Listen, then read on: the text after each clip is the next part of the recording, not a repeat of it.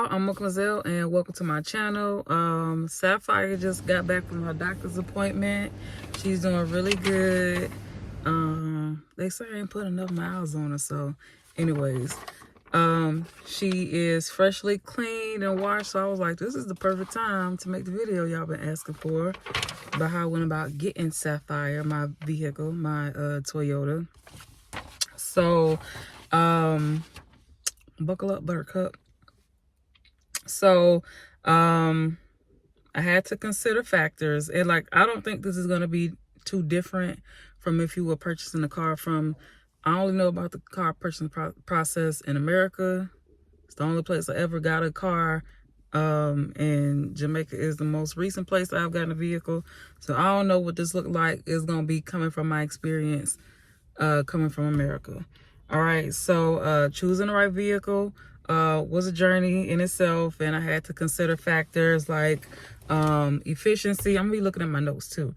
Fuel efficiency, okay. The road, the durability. Can a car manage the road? All right, and my budget. So after doing some research and test driving a few options, I found my Sapphire. Okay, and she's reliable. She's manageable for me, affordability wise, and I wanted something that was suited for the Jamaican terrain. Okay, so again, this is going to be referencing my experience. I'm an expat, immigrant, whatever terminology you want to use. Okay, I'm not native to Jamaica. I was not born here. I do not have Jamaican lineage. Look at my cheekbones coming back in, y'all. Anyways, okay, I'll talk about that later. Anyways, I went through the process of getting the car by financing. No, I did not buy this car cash. I ain't got it like that. Okay, I wish I did, but I don't. So let's talk about financing, right? So I had to go through the bank process to make this purchase manageable.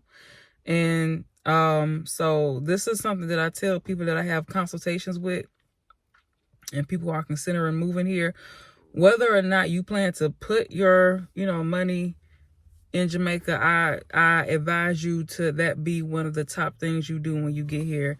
You want to open up a local bank account. You want to start establishing relationships with the banks, right? However you feel about the banking system, that's your business. But I want you need to be thinking forwardly. You need to be forward thinking. You need to establish relationships when you come out here with the banks, right? Because you don't know what process you're going to go through about getting a car and, house or whatever it is. They're going to make you open a bank account anyway if you plan to get like a mortgage or a loan with them. But you want to have something establishing like your track record here in Jamaica as soon as you can. And there's some other reasons and factors for this, but those are things I don't recommend that you waste time on. Anything that would, in that regard, especially something like you dealing with major purchases, I will go ahead and just start going ahead with that, okay? So I went through the bank, and here's how this process worked, okay? So if you are an expat, okay, you're going to have to open a local bank account, okay? I've had mine. Like I said, those are one of the first things that I did. I opened bank accounts, right? Because I was planning on being here, and I planned on living here, so I was set, right? And you're going to have to get the required documentation, right? You're going to need an ID. Now, because again, I've been in Jamaica for a while, I have a Jamaican driver's license. Okay, so I use that. Proof of address. You're going to have to show something showing your proof of address. That could be a utility bill. They might want to lease something showing that you have an address that's local to Jamaica. And if not, you're probably going to have to show like some overseas stuff if you don't have a local address. I don't know how that works. Like I said, I used what I had here because I was trying to make this process as smooth as possible, right? And they're going to want a proforma invoice for the car that you want to buy. So when you go to the place and you test drive the vehicle, I didn't know what this was. The lady just gave me some paper. I was like, girl, I ain't even said I was finna get this car yet. What am I finna do with this? But anyways, I took it. So the pro forma invoice is basically the invoice for the vehicle that you're gonna have to take to the bank. Now, you're also going to need, so as far as proof of income is concerned, right, because I am a foreigner, right, and I'm not native to Jamaica, I had to show where my money was coming from. I had to show bank statements. I think it was six months of bank statements, last 3 check stubs, and again, it might be about 6 checks, the last few months of pay stubs that you have. They're going to want to see that deposited into the account. They're going to want to see everything, right? They're going to want a copy of your credit reports. So from overseas, if you're getting a loan, they're going to want a copy of your credit report from overseas.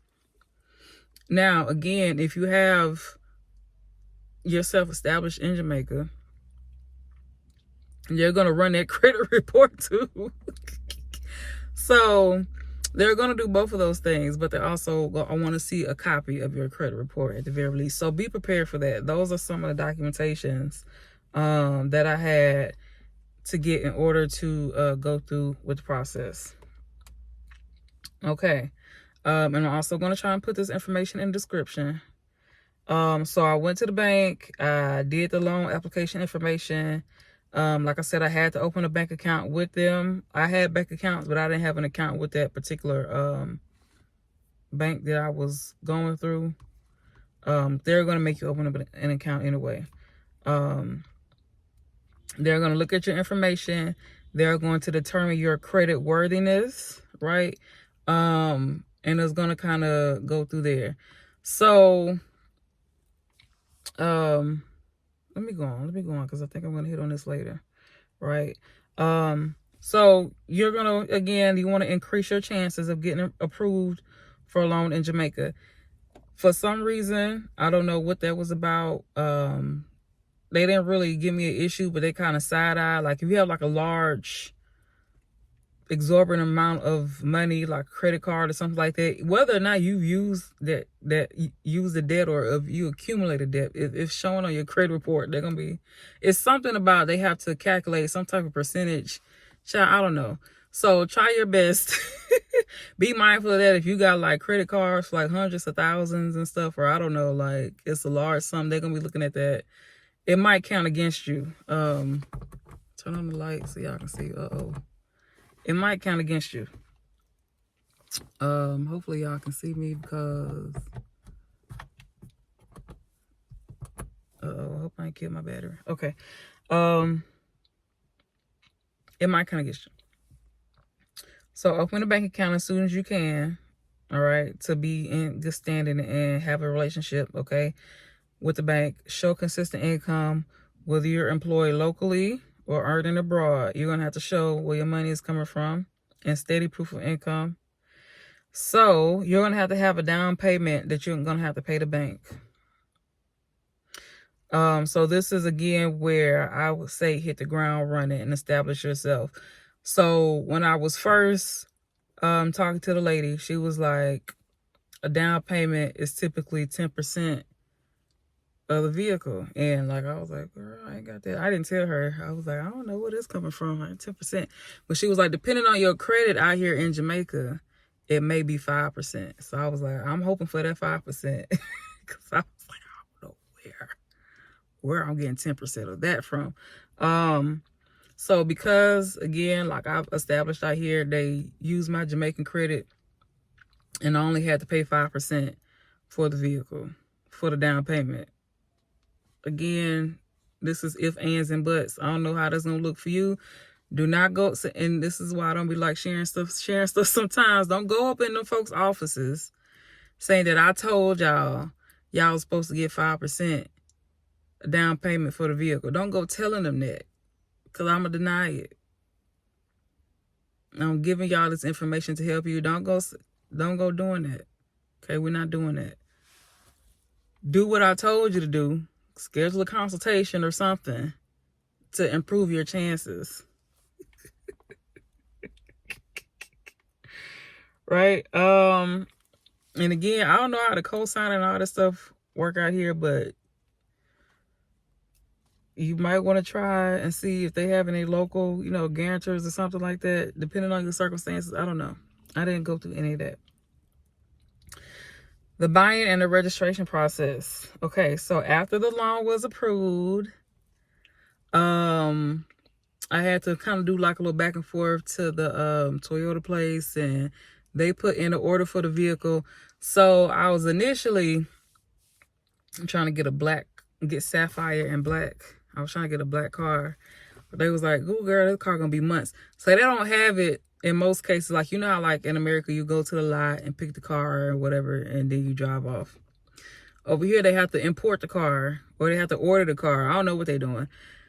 They told me if I was gonna get a black car, it was gonna be a few months, and I was like, "No, I need my whip ASAP." And so I went there and I looked at the different colors, and I was like, "Okay, this is a pretty blue color. It's like a peacockish blue." I was like, "I like this color. I'll take it."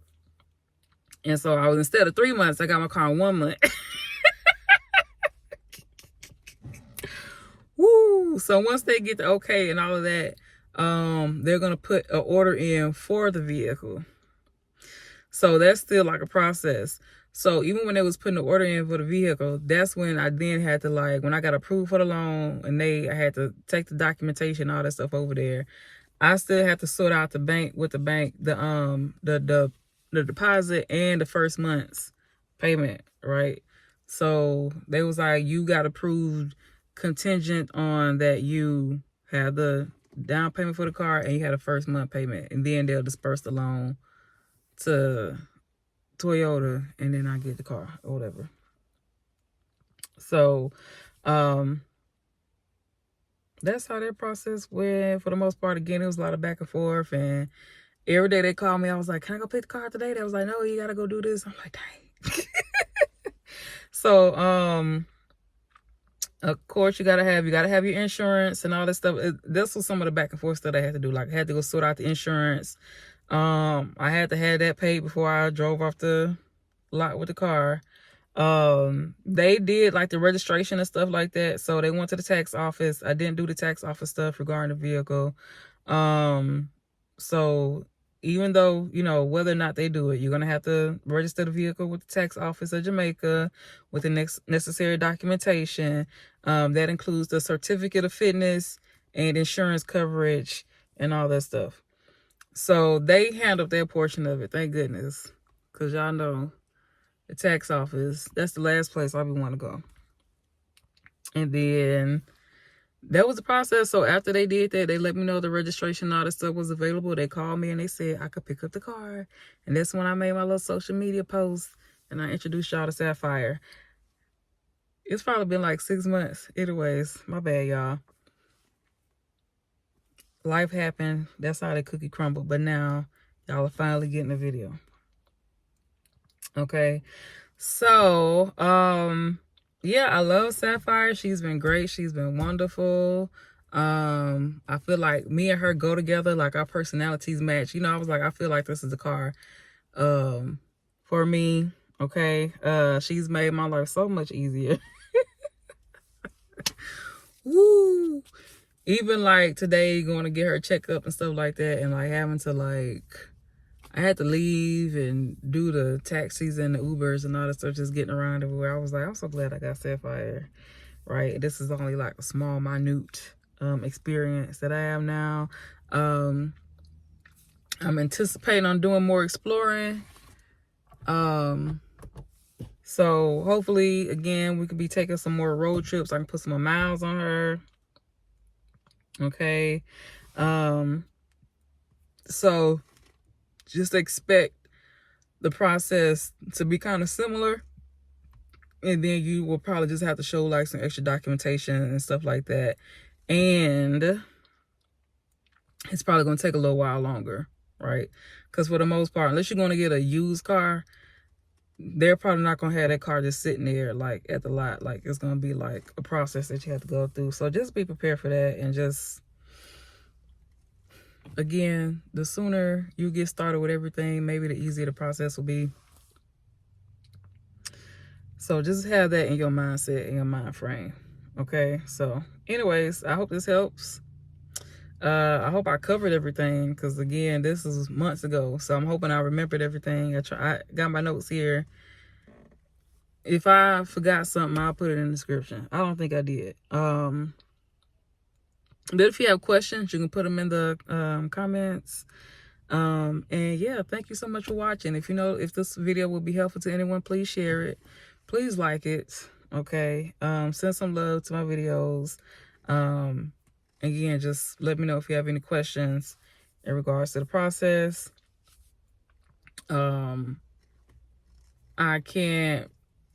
Some stuff I'm probably not gonna be able to like relay on the internet, because I know some people are probably gonna ask me like, who you talk to. Like, I'm not gonna be doing all that. I'm trying my best. Okay. And because people just be getting all out of pocket sometimes, all right, do what you can. Anyways, thank you. Thank you for watching. Thank you for subscribing. Thank you for liking. And I'll see y'all next time. I'll plug some other things for y'all to watch for to get some more information. I don't know what's gonna be next on the things of adventures to do, but it's 2025. Happy New Year. We're gonna see what flows this year in the next few months or so. We're gonna see what's gonna happen with some things, and of course I'm gonna keep y'all updated. So see you then.